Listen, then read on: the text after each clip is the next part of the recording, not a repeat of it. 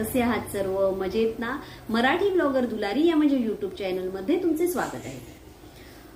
आज देवदेवस्की ही कशी करतात, त्याचे परिणाम कसे होतात, ती कशी ओळखावी आणि त्याच्यावर उपाय याबद्दल मी तुम्हाला थोडक्यात माहिती सांगते. तर देवदेवस्की कशी करतात? तर देवदेवस्की ही अघोरी देवतांच्या देवळात नारळ, लिंबू, कोंबडा, बकरा बळी देऊन केली जाते. काही ठिकाणी याला चाळा असं म्हणतात. तर देवदेवस्की करणारा मनुष्य हा देवतांच्या तृप्तीसाठी हे सर्व काही करत असतो. काही ठिकाणी जे शंकराच्या देवळाच्या म्हणजे देवळात जे असतात, शंकराच्या देवळात जे काही माणसं असतात ती काय करतात, ही देवदेवस्की करत असतात. आता या देवदेवस्कीचे परिणाम आपल्यावर कसे होतात?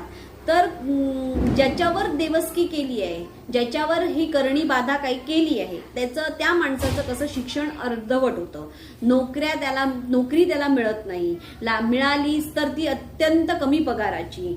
तर अगदीच कमी पगाराची नोकरी मिळाली तरी ती सतत सुटत राहते, किंवा त्याचा विवाह होत नाही. विवाह झालाच तर तो चुकीचा ठरतो. जीवनभर त्याला पश्चाताप करावा लागतो. कर्ज वाढत जातं. त्याला आत्महत्या करावी सारखी वाटते. अचानक त्यांच्या कुटुंबातील करता सवरता कुणीतरी मरण पावतो, किंवा आणि दारिद्र्य त्याच्या पाठी अगदी 5वीला पुजलेलं असतं म्हणतात ना, तशाप्रमाणे ते दारिद्र्य त्याच्या 5वीला पुजलेलं असतं. म्हणजे घरं विकून अन्न दशा अशी होते आणि घराण्याचा वंश खंडित होतो. हे ज्याच्यावर देवस्की केलं आहे ना त्याच्या बाबतीत घडतं. आणि जो देवस्की करतो, म्हणजे एखादा माणूस जो देवस्की करतो, दुसऱ्यावर देवस्की करतो, त्याला काय होतं, तर देवस्की करणारा मनुष्य हा अघोरी देवतांच्या मदतीने, म्हणजे अशा अघोरी देवतांच्या मदतीने तो आपली भरभराट करून घेत असतो. म्हणजे दुसऱ्यावर देवस्की करतो आणि आपली भरभराट करून घेतो. कारण तुम्हाला माहितीये देवस्की करण्यात कसं असतं, एक तुमच्या घरातलं पैसा यांच्या घरात जातो, किंवा एखाद्याचं वाईट केलं असं, म्हणजे काही करत असतात लोक. लिंबू टाकणं कोणाच्या दरवाजासमोर, फार लोकांच्या वाईट गोष्टी असतात, वाईट नजरा असतात, की दुसऱ्याचं चांगलं चाललंय ना, मग ते त्यांना बघवत नसतं. मग ते त्यांचं चांगलं चाललंय हे, मग ते त्यांचं कसं चांगलं चाललंय, मग त्यांच्या घरातलं माझ्या घरात कसं येईल, माझं कसं चांगलं होईल, या गोष्टीकडे पण त्या गोष्टीला चांगल्याही गोष्टी करून आपलं चांगलं होत असतं. ह्या लोकांना कळत नाही आणि हे लोक देवदेवस्की करतात. पण त्याचे परिणाम त्यांना काय भोगावे लागतात? तर देवदेवस्की जो करणारा असतो तो काय करतो, तो करतो आणि तो त्याचा उपभोग चांगला घेतो, त्याची भरभराट होते. पण एक 12-13 वर्षानंतर त्याला काय होतं, त्या व्यक्तीचा एकतर मृत्यू होतो, नाहीतर त्याच्या कुटुंबाची वाताहत होते. त्याला अनेक लोकांचे शाप लागतात. कारण नाही म्हटलं तरी शाप हे लागतातच. माझं वाईट केलं तर तुझं चांगलं कसं होणार, हे एक प्रत्येकाच्या कुठेतरी मनात असतंच, की माझं जर तू वाईट केलं तर तुझंही चांगलं होणार. त्याच्यामुळे ते शाप लागतात आणि तो पूर्णतः त्याच्या घराची वाताहत लागते. म्हणून देवस्की करताना कोणावरही देवस्की वगैरे हे प्रकार कधीच करू नयेत. कारण ह्या गोष्टी अतिशय वाईट असतात. या गोष्टीमुळे कधीही आपलं चांगलं होत नाही. त्यापेक्षा स्वामी समर्थांचा जप करणं हे अत्यंत प्रभावशाली आपलं उपाय आहे. पण लोक ह्या गोष्टी करतच असतात. ह्या गोष्टी बरीच लोक करतात, बऱ्याच ठिकाणी या गोष्टी दिसून येतात. तर अशी देवदेवस्की केलेली असेल तर त्यावर अनेक प्रकारचे उपाय आहेत. छोटे उपाय आहेत ज्याच्यातून आपण सुटू शकतो. त्यासाठी तुम्हाला अघोरी कुठल्या गोष्टी करायची गरज नाही आणि कधी करू पण नाही. ज्या घरात देवाचं नामस्मरण केलं जातं, ज्या घरात देवाचं नाव घेतलं जातं, सकाळ संध्याकाळ देवापुढे दिवा लावला जातो, त्या घरातल्या लोकांना त्याचा त्रास होत नाही. आणि होत असला तर ते उपाय, त्यांनी जी देवस्की केली आहे ती देवस्की कशी मोडून काढायची, आपण घरात बसूनच या गोष्टी कशा करायच्या, याबद्दल मी छोटीशी आणि थोडक्यात तुम्हाला माहिती देऊन त्याचे उपाय तुम्हाला सांगते.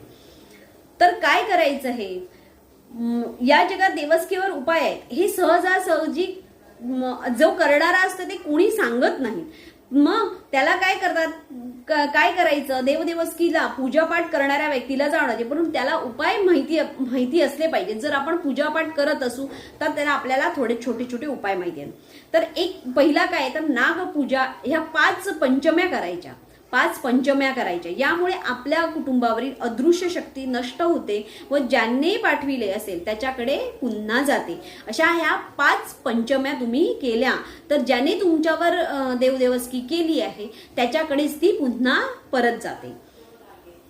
घरात आपण चंडीपाठ करून घ्यायचा. आपल्याला जर असं काही जाणवत असलं की मला कोणीतरी देवस्की केली आहे किंवा असे काही मी जे आता सांगितलं तसं काही तुम्हाला जाणवत असलं तर आपण घरात चंडीपाठ करून घ्यायचा आणि त्यामुळे काय होतात, देवस्की करणारे उघडे होतात व देवी पुढे त्यांचं काहीही चालत नाही. कारण तुम्हाला माहिती आहे देवी पुढे कुणाचंही कुठल्याही राक्षसाचं चाललेलं नाही, त्यामुळे कुणाचंच चालू शकत नाही. ज्यामुळे जर तुम्ही चंडीपाठ करून घेतला तर तुमच्या घरात जर काही कोणी करणी बाधा केलेली असेल तर ती आपोआप निघून जाईल.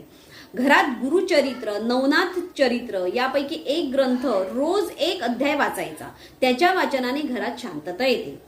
तसंच कुंजिका स्तोत्र घरात आंघोळ करून रात्री 12 वाजून 18 वाजता 9 वेळा 9 दिवस काय करायचं, कुंजिका स्तोत्र वाचायचं. जर तुम्हाला करणी बाधेचा जर खूप त्रास होत असेल, कुणी जर तुम्हाला सांगितलं आणि तुम्हाला अघोरी उपाय करायला सांगत असतील तर ते न करता या गोष्टी तुम्ही करा. याने तुम्हाला नक्कीच फायदा होईल. काय वाचायचं, कुंजिका स्तोत्र 12 वाजून 18 वाजता 9 वेळा 9 दिवस वाचायचं. यामुळे करणी नष्ट होते.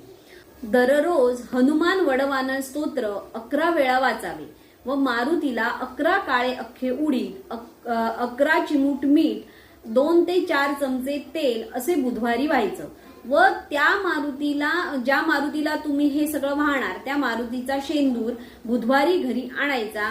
असे आपल्याला किती बुधवार करायचे, 11 बुधवार करायचे. याने काय होईल, करणी देवस्की जाऊन अडलेली कामं तुमची जी आहेत ती पूर्ण होतील.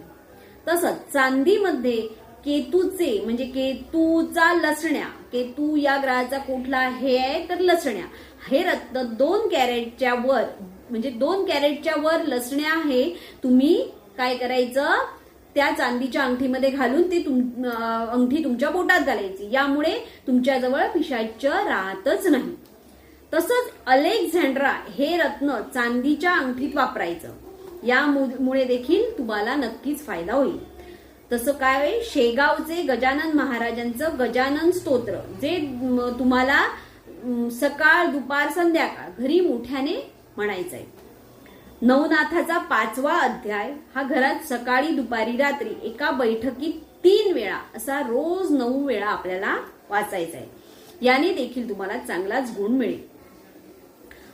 तसंच एक वास्तू दोष बाधा निवारण यंत्र आहे, मी तुम्हाला डिस्क्रिप्शन मध्ये देते. ते कसं लिहायचं आहे ते तुम्हाला एका जाड पांढऱ्या कागदावर कुंकवाने म्हणजे जे आपलं आपण कुंकू लावतो त्या कुंकवाने ते यंत्र काढायचं आणि ते यंत्र तुमच्या दरवाजाच्या आतल्या बाजूने चौकटीवर ते लावायचं. म्हणजे दरवाजाच्या आतल्या बाजूने ते लावायचं. यामुळे काय होईल, तुमच्या घरातील बरेचसे दोष नष्ट होतील. हे वास्तुदेवतेचे यंत्र असल्यामुळे तुमच्या घरातले बरेचसे दोष नष्ट होतील. ही मी आज तुम्हाला अशी करणी बाधा या विषयावर मी तुम्हाला थोडीशी माहिती सांगितली. असे अनेक उपाय आहेत. मी तुम्हाला पुढे एखादा असा चांगला व्हिडिओ बनवून आणि चांगले काही उपाय असतील जे छोटे छोटे असतील जे तुम्हाला पटकन करता येतील असा एखादा व्हिडिओ तुमच्यासाठी मी नक्की बनवून मी त्याबद्दल तुम्हाला आणखीन थोडी माहिती देईन. पण तुम्ही आता जी मी माहिती दिली ती जरी तुम्ही आता हळूहळू सुरू केली तरी तुम्हाला त्याचे परिणाम चांगले दिसून येतील. आणि खरोखरच सांगते, ज्या घरात देवाची पूजा अर्चा केली जाते त्या घरात या गोष्टींना थारा नाही. त्यामुळे तुम्ही आधी पूजा अर्चा या गोष्टीकडे आकर्षित व्हा आणि बाकी या गोष्टी तुम्हाला करायच्या, कारण ह्या गोष्टी कुठल्याही वाईट नाहीत. याने सगळ्यांचं चांगलंच होणार. आपण आपल्या मनात एक श्रद्धा ठेवायची की माझं सगळं चांगलं होणार, तर तुमचं नक्कीच चांगलं होणार, एवढे ह्यात अजिबात शंका नाही. त्यामुळे या छोटे छोटे उपाय जर तुम्हाला वाटत असेल की माझ्यावर कोणी करणी बाधा केली आहे तर हे छोटे छोटे उपाय तुम्ही करा आणि त्याच्यामुळे तुम्हाला नक्कीच चांगली फळ मिळेल. जर तुम्हाला माझा हा व्हिडिओ कसा वाटला तर त्याबद्दल तुम्ही मला कमेंटमध्ये नक्की कळवा आणि कमेंट्समध्ये श्री स्वामी समर्थ लिहायला विसरू नका. माझ्या चॅनलला लाईक करा, शेअर करा आणि सबस्क्राईब करा. धन्यवाद. श्री स्वामी समर्थ.